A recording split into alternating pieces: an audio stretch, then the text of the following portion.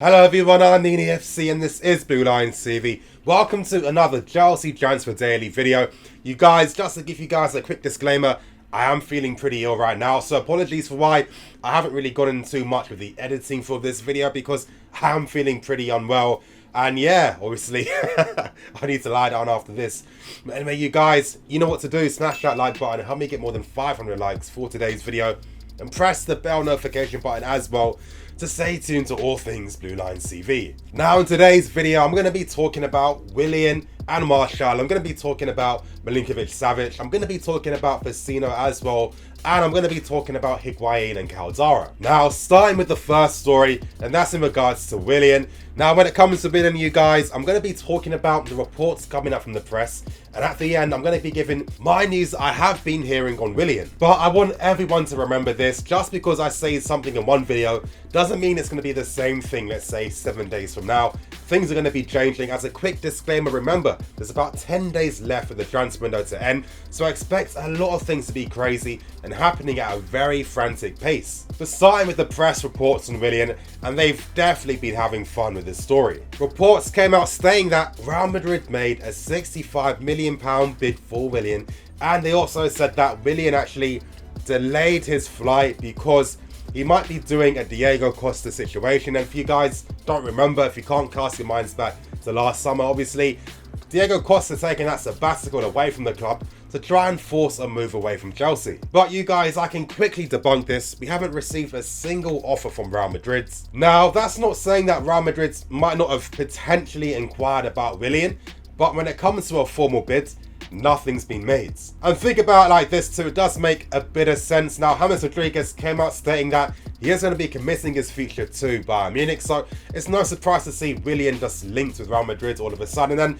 when you really deep it too, when you've got Asensio, Vasquez, Isco and Bale, I don't think Madrid needs WILLIAN to add to that. More fun reports came out today. As I was mentioning earlier, about that Diego Costa situation, they're saying that WILLIAN could have potentially done something similar like this as his flight was delayed. He was supposed to be back at Chelsea on Friday, but of course those reports are very premature, and of course WILLIAN just had passport issues.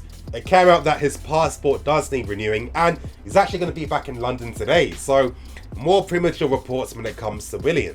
Now you guys, just remember, so you can get a bit educated when it comes to deciphering transfer news for yourself. Just because these reports came out doesn't necessarily mean that the press made up something completely out of thin air. But what they probably did was, as they normally do, just milk the situation and obviously create a story out of something very innocuous and something that isn't really that deep. Now, I'm going to be telling you guys, I don't know what happened to my voice then, but I'm going to be telling you guys the news I'm hearing personally on WILLIAN. Unfortunately, I can't really get into too much depth and context as I'm still waiting to hear back and really try to decipher everything that's happening behind the scenes. But from what I've been hearing from one of my sources, he's telling me that WILLIAN's all but sealed a move to Manchester United and he will be signing for them. He also told me that Chelsea are currently negotiating with Martial, but as I was saying before, you guys, I don't have enough context. I don't know if this is informal talks or formal talks. I've already told you guys already that Chelsea and Martial's agent, they've spoken how many times during the summer, so it's not something new. Now, as I was telling you guys earlier, one of the main reasons as to why WILLIAN's transfer value was so high was because Chelsea wanted to try and encourage some interest from Manchester United, and things do work out in both clubs' favours. I mean, Martial's market value is pretty similar to the price that Chelsea bid on WILLIAN, and it's come out so often during the summer that United don't want to sell Martial unless they can bring in a replacement. Of course, Mourinho is a massive fan of WILLIAN. He wants to reunite with the player. He wants him at Manchester United, and he'd be willing to let Martial leave. As reports have been coming out, as I've been talking about, he's softening his stance on allowing Martial to play for a rival Premier League club. Now, as I told you guys earlier, for people that did forget, WILLIAN was upset at the idea of not joining Barcelona. And in a way, our deal for Martial was in the balance because Man United at the time, and I'm going to be saying at the time a lot because as I said earlier, things will be changing a lot more. Who knows what might happen in the next coming days. As I was saying, at the time, United wanted WILLIAN as a replacement if Martial was to go. One thing that is 1000% correct is that Martial does want out he does want to sign for Chelsea too. I mean, you guys, the clubs that are linked with him, I mean, let's be realistic.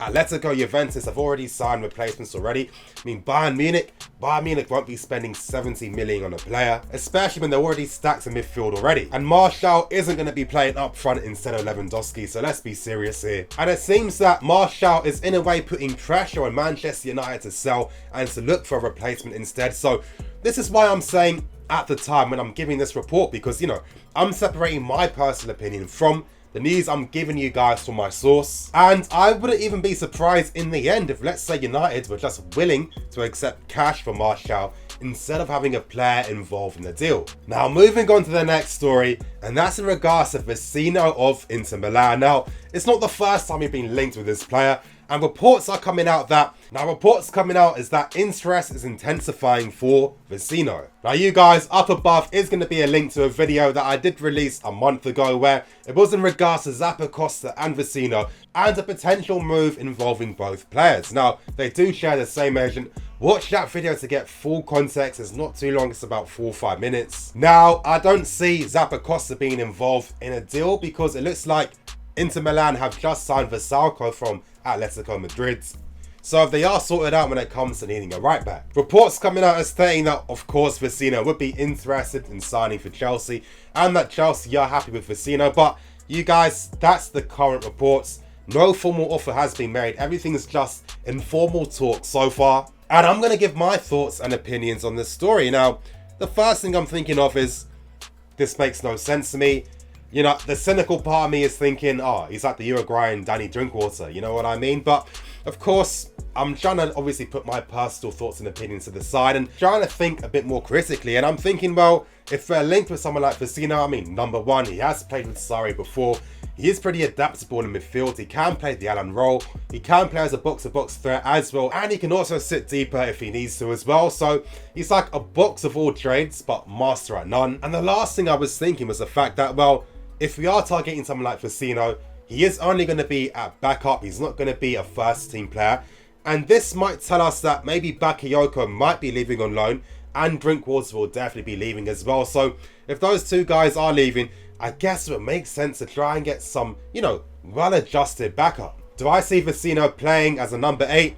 Not necessarily. I think if it ever came down to, you know, the context of a season, let's say certain players were injured and you had to use someone there, yeah, I can see him being used there, but not signing him specifically for that role. I think ideally he is going to be providing competition to Kante and just being that type of, you know, box of all trades guy that is useful to have in a squad. Still, it's going to be interesting to see what we do for the number 8 position. In my personal opinion, I think we have to use Ruben Loftus-Cheek. I think the guy showed last season that he's ready, he's shown his potential, broke into the England team as well, and he was good in the World Cup, for my personal opinion. And I think it's about time Chelsea start to, you know, pay some trust and faith in this guy instead of targeting other players. I mean, we're linked with guys like Pjanic, Thiago, SMS as well. But realistically, I'm not too sure about those guys. And I think maybe even giving Ross Barkley a chance to show what he can do. I mean, the guy hasn't really played football for an entire year. So I guess naturally from a footballing sense, he's going to be rusty being on the pitch. I'm willing to give him a chance to see what he can do. I mean, he's got up until January, in my opinion. Final stories left. I'm going to be talking about MILINKOVIC-SAVIC right now.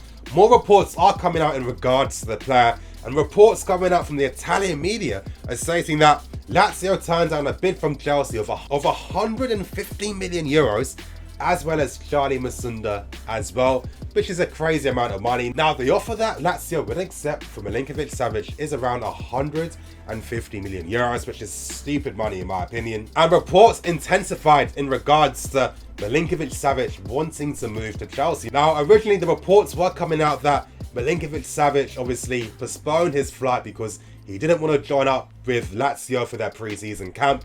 Of course, that was debunked quite quickly. Of course, what happened was that he missed his flight due to traffic in Belgrade. Now, before people think, what if he purposely missed his flight? What happened was there was a big unexpected accident which caused a lot of traffic, meaning that he had to miss his flight. But he's back now. Lazio fans actually asked him, are you going to be staying? Of course, he said that he will be. He's here right now, but don't really look into that too much. Players constantly say stuff like that. For example, Paul Pogba, When he was leaving Juventus, of course he told the fans that he would be staying. That's what you're naturally going to be saying. Now, the only interesting thing from these reports is stating that MILINKOVIC-SAVIC is speaking to the Lazio board, telling them to be a bit more accommodating when it comes to negotiating with Chelsea. Ideally, he would like to leave. He understands himself, the current price tag is ridiculous. A lot of clubs have been looking at him, but they have been put off by that price tag. And that's the main reason as to why Lazio have put a crazy price fee on Savic, just because they don't want to sell their guy. Now, I'm going to give my thoughts and opinions quickly, and I don't see this deal happening at all, not for the money. I think the chances like this, they're very complicated. I don't think that it would necessarily happen. Yes, I do know that Lazio just signed Carrera from Sevilla. He's a very good player, and I'm a bit surprised at how they pulled that off. Maybe he could be a potential replacement. Who knows? But a part of me even thinks that, you know, the money they want for him, I don't think Savic is worth that price fee at all. Honestly, you guys, I know a lot of people have their own personal thoughts and opinions, but I honestly feel that if you give Ruben a full season playing for Chelsea, you're not going to need to spend that type of money for guys like Savic. I mean, you know, it does kind of frustrate me in a way. You know, this guy came from Belgian football. You know, he got his opportunity at Lazio. He's been at a kind of mid-range club for a few years right now. Now his reputation has developed. And it just gets me thinking all the time, you know, if this guy was coming through our academy, he wouldn't be anywhere close to being in the first team. He'd probably be on loan somewhere in Europe if he's lucky, or probably in the Championship most realistically. And I'm just sick and tired of how we constantly undervalue the players that we do have. I don't understand why we all get constantly excited at any type of new signing. I see so many people doing these mental gymnastics in regards to, you know, why these transfer targets are worthwhile and why they're needed at Chelsea, but you never see those mental gymnastics done for our own youth players and our own players in the loan army. I think Ruben is ready. I don't know what else he needs to do right now. And I think, honestly, you know, people that are naysayers and don't necessarily care about these youth players, and your personal thoughts and opinions. I mean, what do these players need to do to justify getting an opportunity at Chelsea?